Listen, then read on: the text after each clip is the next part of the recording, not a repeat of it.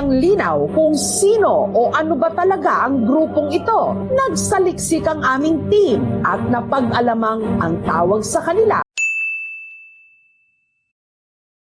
Magandang araw po sa inyong lahat. Sir JR po ng Usap-Usap University at mga ka-U3. Welcome back. Tuloy na naman po kayo dito po sa ating regular show. Para po sa mga baguhan ng ating pong ginagawa dito sa U3, tayo po ay nanonood ng mga religious videos, preachings, debate, at iba pa, basta related po sa religion. And for this particular one, actually hindi na po ito first time na ginawa natin. We already made a kind of show or documentary reaction patungkol pa rin sa mga reliyon. And this time, this is a kind of short documentary by Kapuso mo, Jessica Soho, at ito po ay patungkol sa isang maliit na komunidad and they consider themselves to be the New Jerusalem. And honestly mga ka-youth, hindi ko din po alam kung saang part po ito ng Mindanao. So we will be watching this together for the first time. Sa akin po namang background sa pag-aanalisa, sa paghihimay, ako po ay dating university debater mula po sa MSU IIT sa loob po ng 3 taon. Ako rin po nakapagdebate sa ABS-CBN News Channel, member ng isang international public speaking organization at representante ng Pilipinas sa isang komperensya na inorganisa ng Harvard University sa Amerika. Mga ka-youthi, I think obvious naman hindi po ako member. Ito pong kanilang simbahan. Interestingly, ang nakalagay, Bagong Paraeso Charts. Ayan. So, very interesting. Let's see kung ano po yung kanilang mga paniniwala, anong kanilang mga religious perspective, and if you like these kinds ng mga videos na ginagawa natin, click like para po masuggest nyo pa itong ating video sa iba pang mga viewers po sa YouTube. And I guess everything now is ready. Let us watch this video together. Sabayan niyo po ako.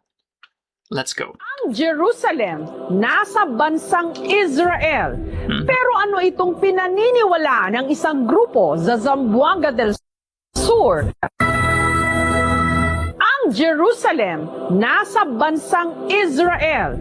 Pero ano itong pinaniniwala ng isang grupo sa Zamboanga del Sur na ang bago raw Jerusalem, ang bayan ng Dumingag? Sa sunod-sunod na malalakas na lindol at paghagupit ng sunod-sunod ding mga bagyo, marami sa atin kakaba-kaba kung ang ating kinaroroonan ligtas ba. Dili kuya, anak, dili kuya, dali! Pero may isang grupo ng mga mananampalataya na hindi raw nayayanig ng takot. Paniniwala kasi nila ang kanilang may likha, naglaan ng isang lupang pangako na magsisilbi nilang kanlungan sa pagtama ng anumang sakuna.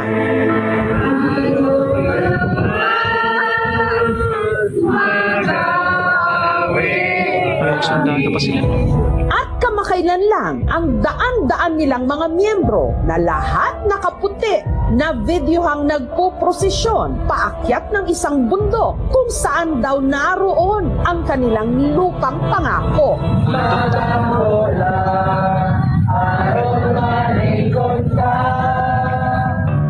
Pero hati ang opinyon ng publiko sa kumalat na video. It is a cult.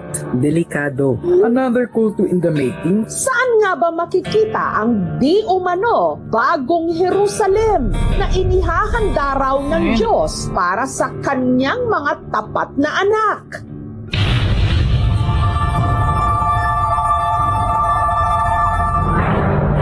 Bigyang linaw kung sino o ano ba talaga ang grupong ito. Nagsaliksik ang aming team at napag-alamang ang tawag sa kanila, Bishop of the Philippines Divine Missionary Church o BPDMC na mas kilala bilang mga Rizalista. At ang kanilang simbahan matatagpuan sa tuktok ng bundok sa bayan ng Dumingag sa Zamboanga del Sur na kung tawagin nila Belen Bagong Jerusalem. Para marating ito, kailangang sumakay ng 4x4 pick-up. Habang binabagtas ang malubak na kalsada paakyat ng bundok, may mga madadaanang gusali. Mga simbahan daw ito ng BPDMC.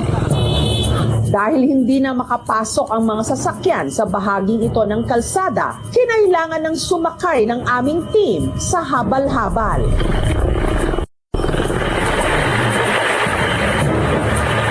hanggang narating nila ang isang bundok na tahanan ng DPDMC, ang Belen, Bagong Jerusalem. Nakatayo ito sa 2,400 hectares na ipinatayo raw ng kanilang head founder, si Fulgencio Manaba Marinduque Sr. o kung tawagin nila, Master P. Siya po ang nagbinyag ng pangalang Belen. Yung Belen po nasa Sidintes pa po yun. Sagrado raw ang bundok na ito. Dito raw kasi unang nagpakita sa mga sinaunang miyembro ng DPDMC ang tinatawag nilang banal na espiritu. At dahil sagrado ang lugar, may mga batas daw na kailangang sundin na tinatawag nilang 40 Holy Laws na kaukit sa medal cement na ito. Bawal yung pagpapamusic ng cellphone na hindi naman naayon sa mga tinatawag naming mga holy song po. Bawal po ang Okay, before that, balikan lang po natin, no? Kasi nakakabasa naman po ako at nakakaintindi ng Bisaya. Tingnan natin yung Holy Laws to dito. Very Ito. interesting. What is interesting here for me is yung kanilang pag-spell, no? Hindi typical na, even sa Visaya na spelling, medyo hindi niya sinusunod. I think yung ibig sabihin nito, or ang sinasabi ito, bishop yata, no? Of the Philippine, Debawen? It should be divine, right? Missionary tarts. Ayan. Pangilog og sapot sa lalaki. Lalaki, why pangilog og sapot sa babae? Babae, why pangilog og bana kon pares. So, adultery. Lalaki, why pangilog og asawa kon same, kung meron na dong kapareha, wag na dong agawin pangilog. Boxing, basketball, o tanang klase sa dula, nga mo gamit og bola, bisan pa sa pagtanaw. Wow! Very strict, no? Mga ka-U3. Very interesting. Ano to? Buhok pala to, sorry. Bawal magpaputol ng buhok hanggang sa hips, no? Hawak. Magpasigarbohon kon mapihitas on. Insultador og tigpaka aron ingnon. So wag maging mayabang, wag maging kumbaga insultador, ayan. Wag maging mataas, no, yung paningin sa sarili. Mag-miniskirt pagsuot sa blouse ito nga walay bukton. Ayaw din nila namang maiksing damit. Ano po? What's really the difference of a cult and a religion? Kasi I have been hearing this too many times, with different kinds of religions, they would be saying, kulto yan lahat aside from these established na mga churches. For example, Roman Catholic Church is not a cult. It's a religion dahil it has established rules, structure, something like that. Pero isa sa mga qualities po kasi na masasabi mo ang isang kulto is yung kanilang idea ng compliance na kinakailangan mong sumunod talaga. Ayan, isa yun sa mga characteristic. Quick decision with little information. Join us because these are the things that you have to know and then you will be saved. In other cases, sadly, sa mga kulto especially, meron pong power play na nangyayari. And sadly for others, they would intermingle that with sexual relationship. Na abuso yung mga members, ayan, that's also one of the criteria. And then a lot of times, once na ang isang membro ay naging membro na, they would be cutting off all your social relationships or even your family. And many more, like a powerful figure, a powerful founder, or a pioneer that the people would venerate, something like that. And usually it has a kind of authoritarian din po na power dynamics na kung saan isang tao lang o ilan lamang yung may kapangyarihan na gumawa ng napakalaking mga desisyon para po sa simbahan o organisasyon o grupo. Kit sa medal cement na ito. Bawal yung pagpapamusic ng cellphone na hindi naman naayon sa mga tinatawag naming mga holy song po. Bawal po ang pagsigaw doon at saka pag tumatawa ng malakas sa mga kababaihan naman, bawal magsuot ng mga pantalon, mag-shirt, bawal din yung mga nag-earrings po, saka pagpaputol ng buhok na mababa, ipinagbabawal na lahat ng membro, lahat ng sugal. Good naman yun, bawal. Meron din sila ritong plaza sa harap nito, ang tinatawag nilang student church. Student church. Doon sa student church, tuluan kay labi ang mga kasagarang membro namo. Adunay parts nga hintel sila. Tuluan sila saktong pamatasan, saktong hiyas, o sa mga gawi nga ngayon mga itudlo. Sa loob, may nakasabit na mga watawat. Ang litrang P ay nasa Pilipinas po. Saka litrang G, Jesus. May nakapaskil rin ditong larawan ng ating pambansang bayani, si Dr. Jose Rizal. Si Senior Dr. Jose Rizal, yung amang bayan. pamilya natin, pinapaniwalaan namin na bilang ipangalawang persona po sa tinatawag na Trinity, yung Diyos Ama, Diyos Anak at saka Diyos Espiritu po. Sana si Sa Jesus. palibot naman, may nakatindig na mga bahay kung saan nakatira ang ilan nilang mga miyembro. Dito ko po nakita sa bagong pakigsaad na nakapamubo sa balaan ni Espiritu. Ang bilin bagong Jerusalem, dito itinatag sa Land of Promise. Sa kasalukuyan, umabot na raw sa 10,000 ang umanib sa BPDMC mula sa iba't ibang mga lugar sa Pilipinas. Tanda bilang miyembro ng BPTMC po ang mga medalyang ito na isinusuot po. Ibig sabihin guided na po ng Holy Spirit. Tuwing October 16, ang mga miyembro umaakyat ng Bagong Jerusalem para ipagdiwang ang tinatawag nilang Pista ng Manolonda. Katumbas daw ito ng Pista ng Pentecost ng mga Katoliko o yung araw kung kailan bumababa ang Espiritu Santo sa mga alagad ni Jesus.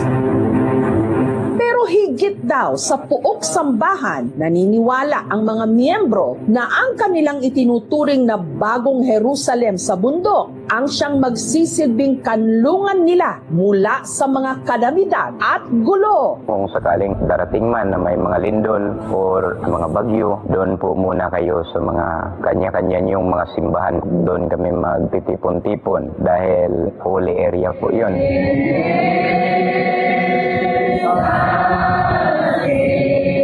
Pero dahil para sa iba, kakaiba ang paraan ng pagpapakita nila ng pananampalataya, may ilang duda sa integridad ng kanilang grupo. Sa kasaysayan ng Pilipinas, ang kulto ay umuusbong sa panahon ng paghihirap, naghahanap ng maraming pag-asa yung mga miyembro, nakakaroon sila ng positibo na pananaw sa panahon ng walang katiyakan. Wala naman sigurong kulto nga may 40 nga batas. Sa akong kaugalingon o sa tibuok namong pundok, ang pagtulunan sa apostolis o apostolada dili gyud kulto kay mga ginayran sa balaan nga espiritu. Pero ang question po kasi dyan, no, sa mga ganito po na mga grupo is ano yung basis ninyo in saying, for example, na si Master P, no, sa kanya nagpakita yung Holy Spirit, is there some kind of spiritual or biblical reference to that or scholarly reference? Kasi how can we say that it is not, kumbaga, self-proclaimed? How can we say na yan ay totoo, yan ay tunay na nangyari? At ano yung kanilang basis in saying that Jose Rizal, part of the Trinity? Di ba sabi po nila, Holy Spirit, God, and then Jose Rizal. That's why I was asking, nasaan si Jesus Christ? Does it mean then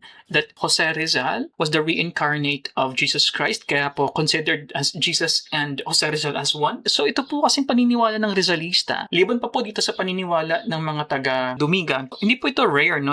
Itong idea po ng pag-believe na si Jose Rizal ay isang deity. Mayroon na po yan, syempre, kahit nasa Laguna, ano ba po? Na yun nga, tinatawag din nga ng mga Rizalista. And one more thing na na-notice ko, if you notice, yung pag-mention kayo ng Hentil of course would mean na hindi Hudyo. So ang perspective ko dahil sila ay bagong Jerusalem, ang paniniwala is sila ay mga Israelita na, ano? Yun po siguro ang paniniwala nila. My impression is, kapag ikaw ay hindi member ng BPDMC, ikaw ay Hentil pa. So you have to be cleansed, kumbaga, no? And you have to be converted into being an Israelite. Yun po siguro ang paniniwala nila. And the figure that they mentioned is, meron na silang mahigit na 10,000 po na member. Gusto ko lang po i-mention dito na I understand that probably they have a lot of members, but I have to also mention this because of the lack of official tallying of people's religions. The reality is, that's very difficult to ascertain. At dahil nga minority, kapag non-Catholic po na denomination, to be honest with you mga ka-U3, these groups often inflate the numbers. Usually they exaggerate the number of their members mga ka-U3.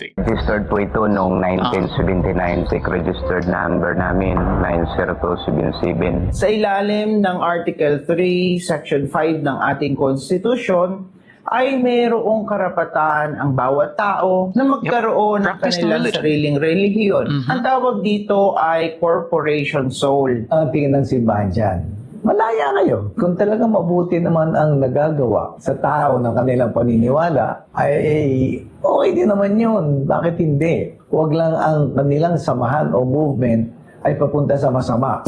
E ano naman kaya ang masasabi ng mga eksperto sa paniniwala ng grupo na ang Bagong Jerusalem di umano disaster-proof? Based on our hazard assessment, which was developed by the PHIVOLCS and the DOST, less ang kanyang possibility to have an erosion. It is safe for like tsunami. Pero hindi po natin masasabi na ligtas po sila sa bagyo at hagupit ng malalakas na hangin. The nearest fault line is 100 meters away. Para sa akin, pinaka-importante, i-respeto po natin ang isa't isa kung ano man ang kanilang paniniwala.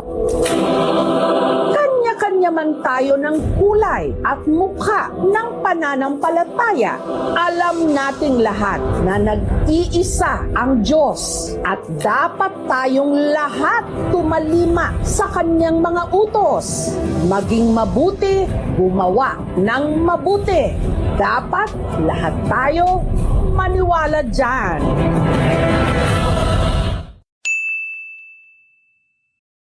Ay, no.